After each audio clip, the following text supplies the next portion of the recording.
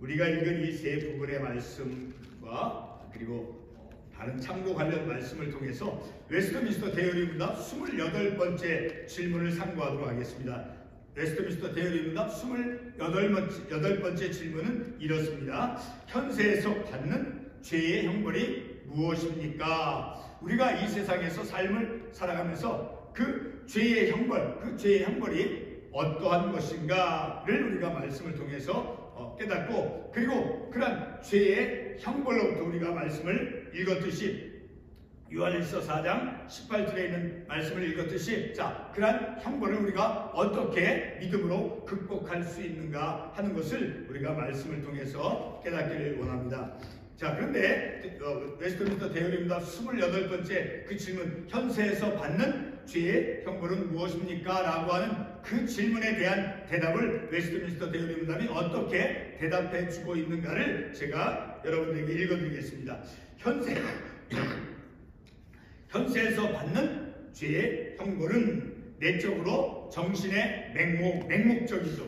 그리고 타락한 감각과 상실한 마음, 그리고 강한 유혹과 망상, 그리고 마음의 경화, 다시 말해서 마음의 굳어진 완악함을 의미하는 것이죠. 그리고 양심의 공포, 그리고 사악한 감정과 부끄러운 욕심과 같은 것입니다.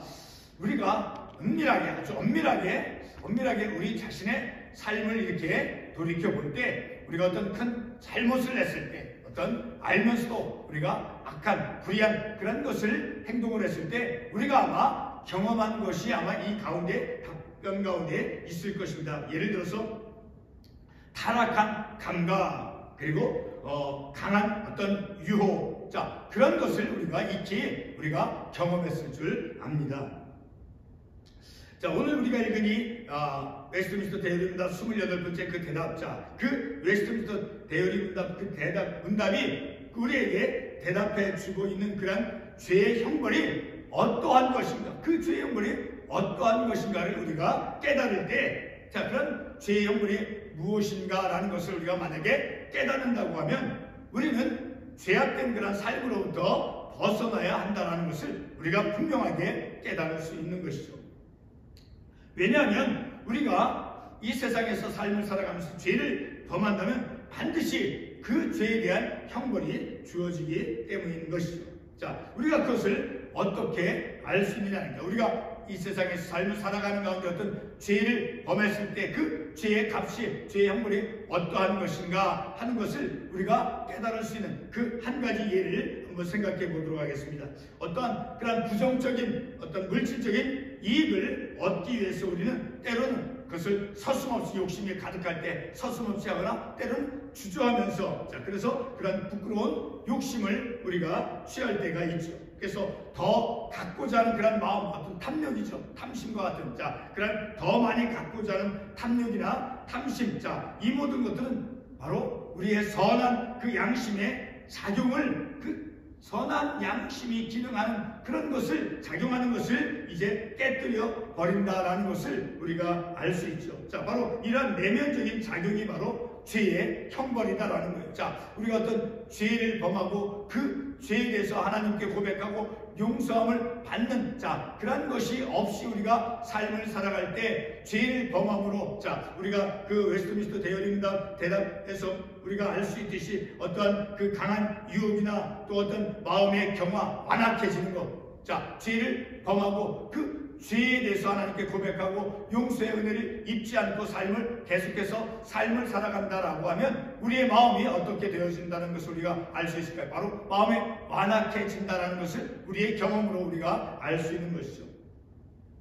그런데 무엇보다도 오늘 우리가 읽은 이 본문의 말씀, 에베소서 4장 18절 말씀, 특별히 하반부에서 말씀하고 있는 그 말씀, 바로 하나님의 생명에서 떠나 있도다. 우리 본문의 말씀 에베소 4장 18절 다시 한번 읽어보겠습니다.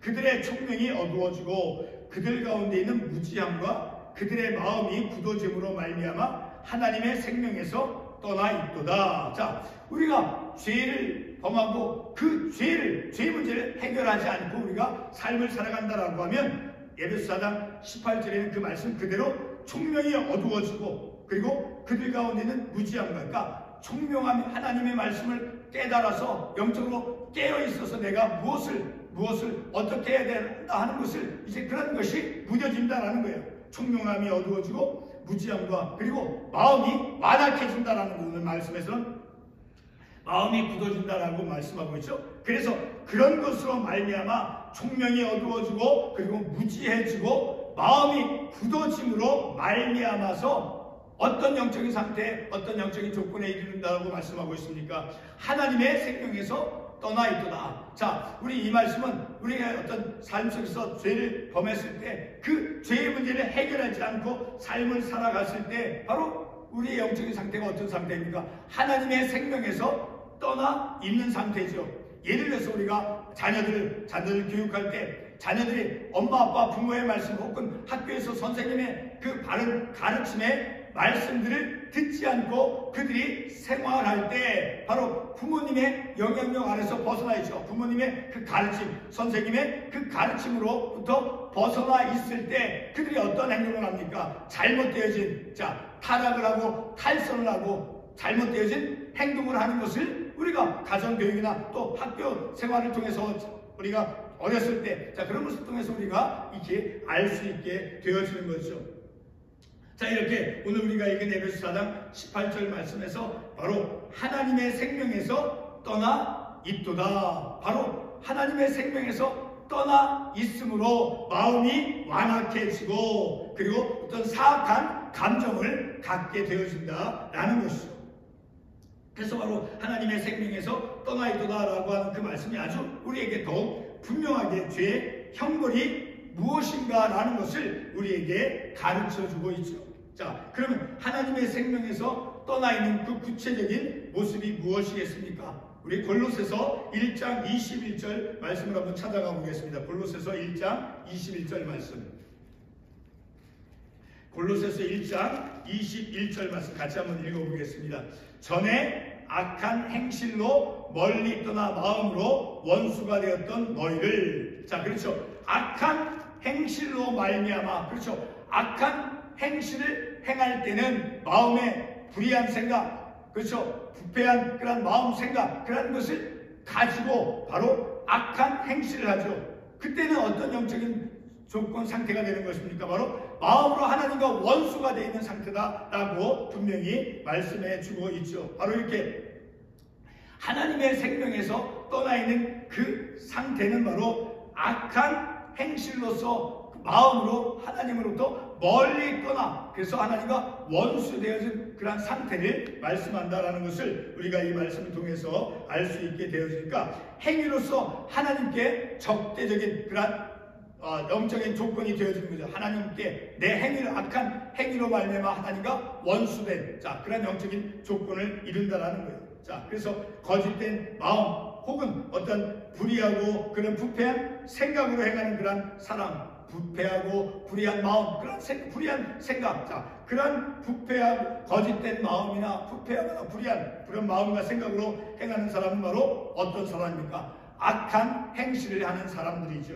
자, 이와 같이 악한 행실을 가진 사람은 바로 하나님으로부터 하나님으로부터 멀리 떨어진 그런 마음으로 원수가 된 사람이다 라는 것을 이 골로새서의 말씀을 통해서 우리가 알 수 있죠. 자, 그러므로 악한 행실은 바로 하나님의 그 생명에서 떠나 있는 것이다라는 거예요. 이것이 곧 죄의 형벌이다라는 거예요. 죄의 형벌은 무엇입니까? 하나님의 생명에서부터 멀리 떠나 있는 것. 자, 하나님의 생명부터 멀리 떠나 있기 때문에 온갖 악한, 불의한, 부패한 마음과 생각을 가지고 악한 행실을 하게 된다라는 것이죠. 바로 이렇게 하나님의 생명에서 떠나 있는 것이, 그것이 곧 바로 죄의 형벌이다라는 것입니다.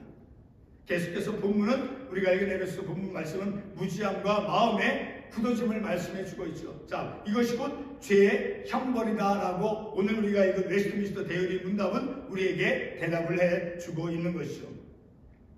우리가 조금 전에 읽었던 에베소 4장 18절 그 본문의 말씀은 총명이 어두워지고 무지해지고 그리고 마음이 굳어짐이 바로 하나님의 그 생명에서 떠나 있게 한 원인이 되어진다라는 것을 말씀해 주고 있고, 반대로 자, 하나님의 생명으로부터 떨어져 있으면 이렇게 무지해지고 또 마음이 굳어지고 마음이 완악해진다라는 것을 우리의 영적인 삶을 통해서 또한 우리가 알 수 있기도 하죠.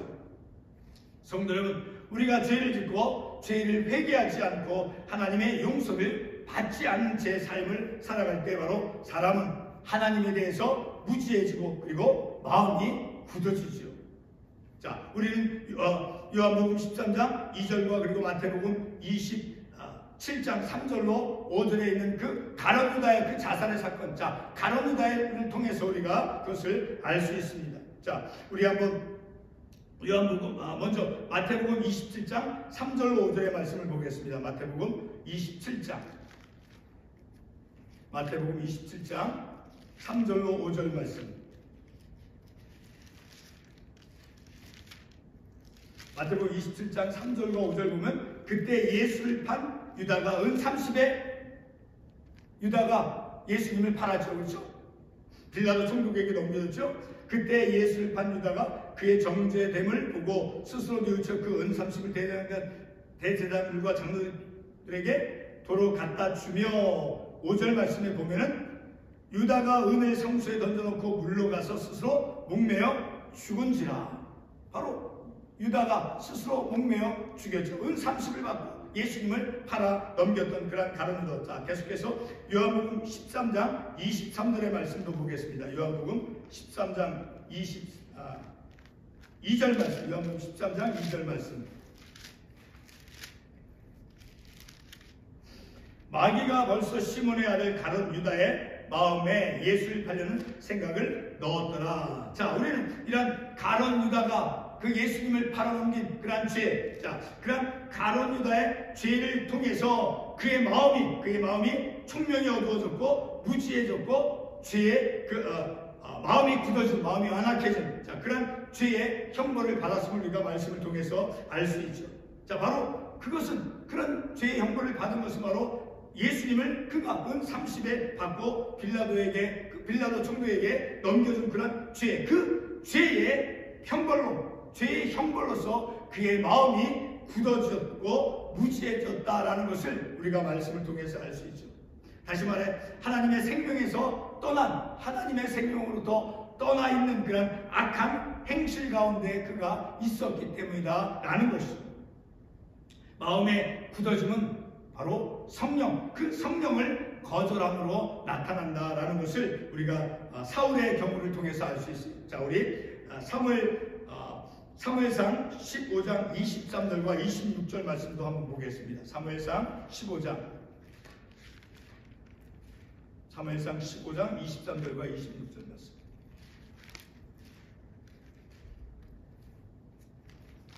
사무엘상 15장 23절과 26절 말씀. 15장 23절 26절 읽겠습니다.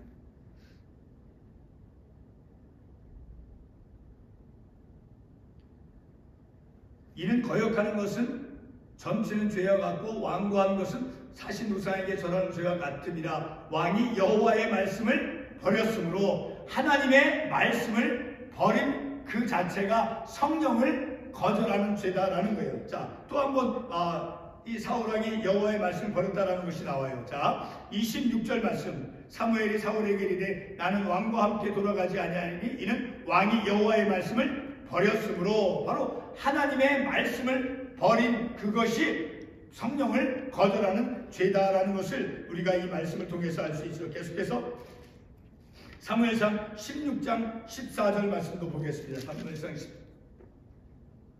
16장 14절 말씀. 여호와의 영이 사울에게서 떠나고 여호와께서 부리는 악령이 그를 번뇌케 한지라. 자, 악령이 그를 번뇌케 한 그 이유가 바로 사무엘상 15장 26절에서 하나님의 말씀을 버린 성령을 거절했기 때문이다 라는 것을 우리가 이 말씀을 통해서 알 수 있어요. 자, 이렇게 성령을 거절한 죄를 지은 사람은 바로 아주 극단적인 마음의 완고함, 마음의 완악함이 되어진다라는 거예요. 마음이 완악해지고 마음이 굳어지는 그것은 바로 하나님의 말씀을 버릴 때, 하나님의 말씀을 외면할 때, 그 성령을 거절할 때 마음의 완악해짐을 사울의 경우를 통해서 우리가 알 수 있죠. 자, 우리 마지막으로 요한일서 4장 13절과 18절 이 두 구절의 말씀을 보고 말씀을 맺도록 하겠습니다. 요한일서 4장 13절과 18절 말씀. 요한일서 4장 13절과 18절 말씀.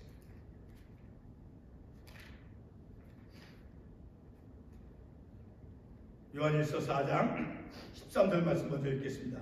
그의 성령을 우리에게 주심으로 우리가 그 안에 거하고 그가 우리 안에 거하시는 줄 아느니라. 자, 성령의 역사하심을 거절하지 않고 성령 안에 거해야 된다는 거예요. 그리고 두 번째 말씀 4장 18절 말씀. 사랑 안에 두려움이 없고 온전한 사랑이 두려움을 내쫓나니 두려움에는 형벌이 있음이라. 두려워하는 자는 사랑 안에서 온전히 이루지 못하였느니라. 바로 사랑 안에 거할 때, 하나님의 사랑 안에 거할 때, 그리고 성령 안에 거하는 삶을 살아갈 때 어떤 죄의 형벌로부터 오는 것을 우리가 그것을 극복하며 믿음의 삶을 살아갈 수 있다는 거예요. 성령 안에 거하는 삶, 그리고 사랑 안에, 하나님의 그 사랑 안에 거하는 삶을 살아갈 때 이 땅에서 죄의 그 형벌로 주어진 그런 죄의 값, 자, 그것을 믿음으로 극복하며 삶을 살아갈 수 있다는 것을 우리가 말씀을 통해서 알 수 있습니다. 다시 한번 말씀을 보면